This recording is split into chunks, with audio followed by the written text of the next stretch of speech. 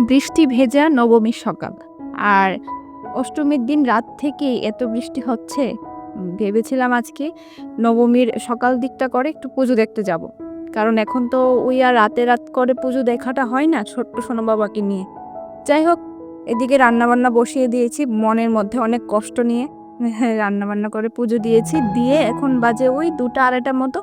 ভাবলাম যে না চলো এখন নো এন্ট্রি নেই, এখন গিয়ে পুজোটা দেখে আসি। যাই হোক, এবার আর রাতের পুজো দেখা আমাদের হয়নি। সামনের বছর দেখি শাশুড়ি মা যদি বাড়িতে থাকেন তাহলে সোনা বাবাকে দিয়ে যেতে পারবো। এ বছরটা এরকম করে যাই। তো একটু বেলা করেই বেরিয়েছি। ওই ৬টা ৬:৩০ ৭টা নাগাদ বাড়িতে চলে আসবো। তো দেখো, ১ম এই পুজোগুলো দেখছি। আর আমাদের শহরের না আরও অনেক পুজো প্যান্ডেল আমাদের পেন্ডিং ছিল। কিন্তু আর ওই দেখা হয়ে ওঠেনি। কারণ সোনা বাবাকে নিয়ে এত যাওয়া আসা না, ওর ঠান্ডাও লেগে গেছে একটু।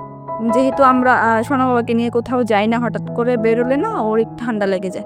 যাই হোক, ওকে ওষুধ-টষুধ খাইয়ে এখন ও একটু সুস্থ আছে। তো পুজো-টুজো দেখলাম ভালো করে। আর প্রতিমাগুলো এত সুন্দর বানিয়েছে। এসেছি একটা ঘড়ির দোকানে, একটা ঘড়ি কিনবো বলে। অনেকদিন ধরেই শখ যে একটা ঘড়ি কিনবো। যাই হোক, একটা ঘড়ি কিনলাম। ওই বেশি দামি না, কম দামের মধ্যে একটা ঘড়ি নিয়েছি। আর দেখো, খাওয়া যাওয়ার পথে একটা এগরোলও খেয়ে নিলাম।